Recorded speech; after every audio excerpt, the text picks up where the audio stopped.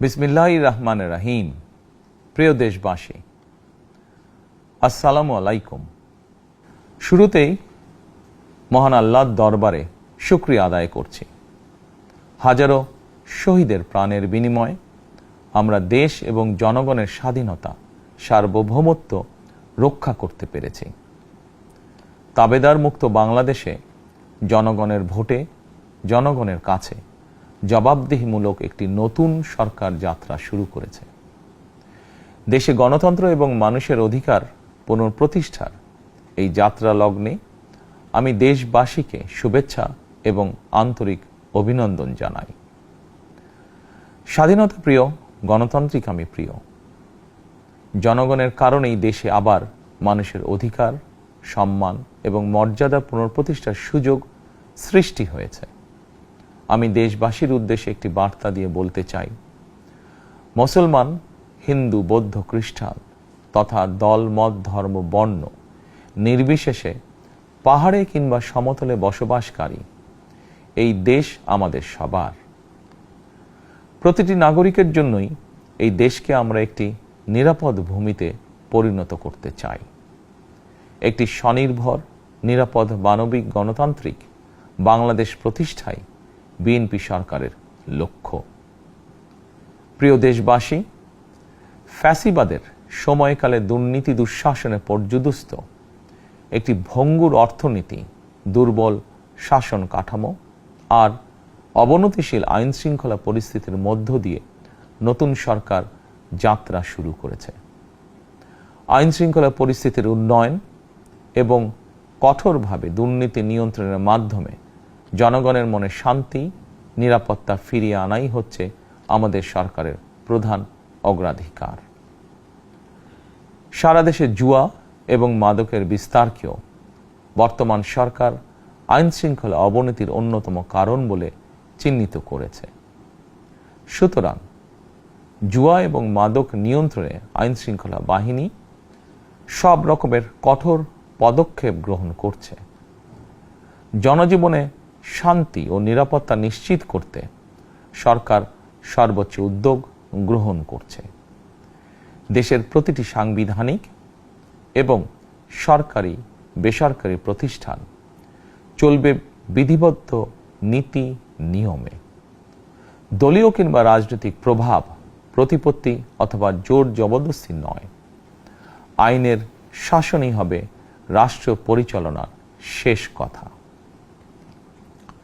প্রিয় দেশবাসী, আগামীকাল থেকে সারা দেশে শুরু হতে যাচ্ছে পবিত্র মাহে রমাদান।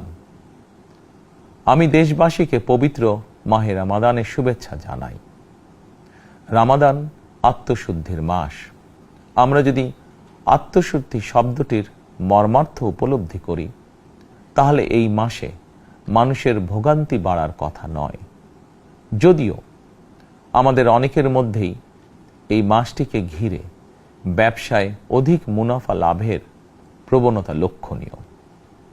আপনাদের প্রতি আমার বিনীত আহ্বান, রমাদানের পবিত্রতা রক্ষার্থে এই মাসটিকে আপনারা ব্যবসা মুনাফা লাভের মাস হিসাবে পরিগণিত করবেন না। দ্রব্যমূল্য যাতে সাধারণ মানুষের নাগালের বাইরে না যায়, এ ব্যাপারে ব্যবসায়ীরা দয়া করে সতর্ক থাকবেন। হাজারো প্রাণের বিনিময়ে একটি মাফিয়া সিন্ডিকেটের পতন ঘটিয়ে রাষ্ট্র এবং সরকারের জনগণের অধিকার প্রতিষ্ঠার অঙ্গীকার নিয়েই আমরা রাষ্ট্র পরিচালনার দায়িত্ব গ্রহণ করেছি। বিএনপি সরকার সকল ক্ষেত্রেই অনাচার অনিয়মের সকল সিন্ডিকেট ভেঙে দিতে বদ্ধপরিকর ইনশাআল্লাহ। ক্ষুদ্র, মাঝারি কিংবা ছোট বড় সকল ব্যবসায়ীদের প্রতি বর্তমান সরকারের দৃষ্টিভঙ্গি সহজ এবং স্পষ্ট।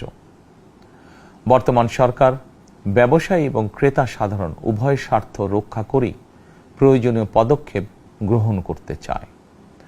সুতরাং সরকারের পক্ষ থেকে কী ধরনের উদ্যোগ গ্রহণ করলে বাজার পরিস্থিতি নিয়ন্ত্রণে থাকবে কিংবা ক্রেতা বিক্রেতা উভয়েরই স্বার্থ রক্ষা হবে, এ ব্যাপারে আপনাদের যে কোনো ধরনের পরামর্শ কিংবা অভিযোগ শুনতে সরকার প্রস্তুত।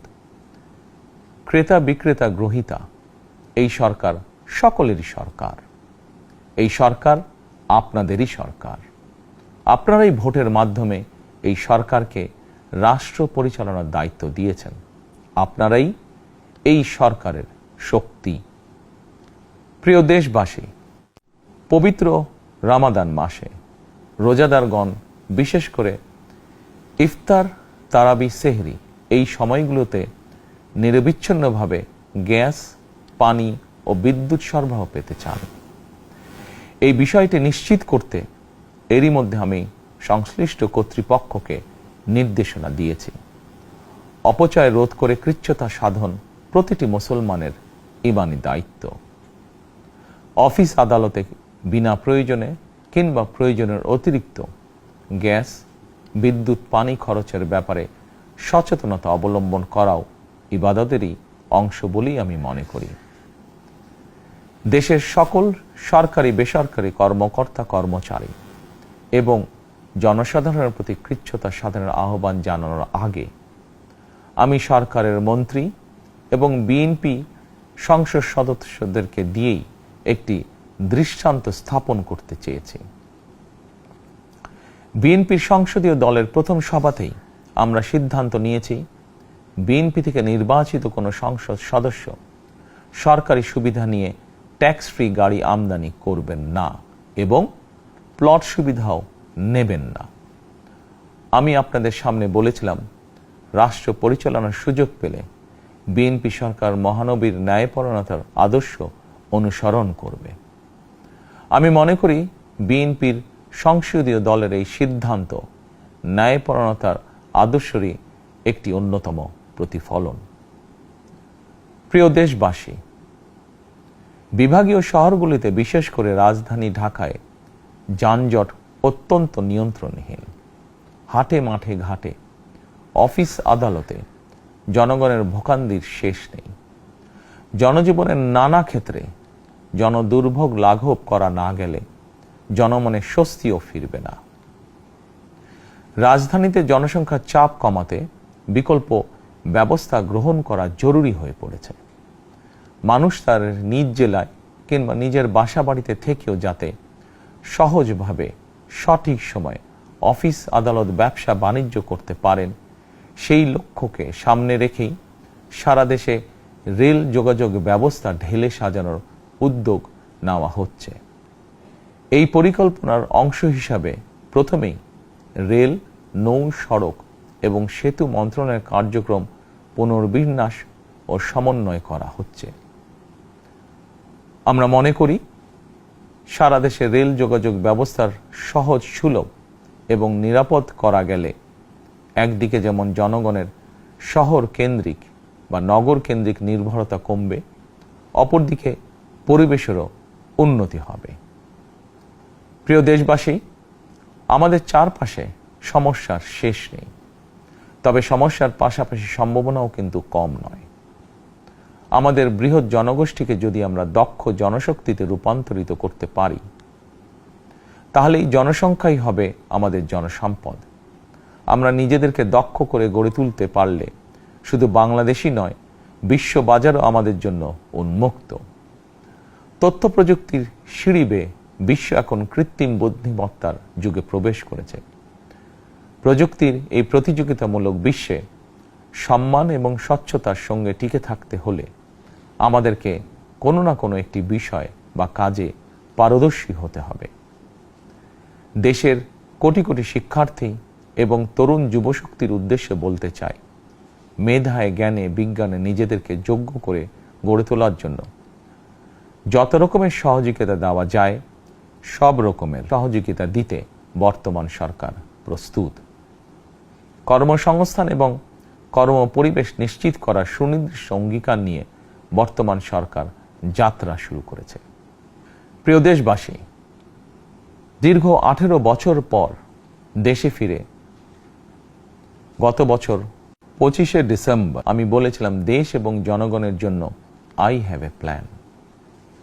12ই ফেব্রুয়ারি জাতীয় নির্বাচনের আগে দেশের বিভিন্ন স্থানে ঘুরে আমার প্ল্যান, পরিকল্পনার অনেক কিছু আমি আপনাদের সামনে তুলে ধরেছিলাম।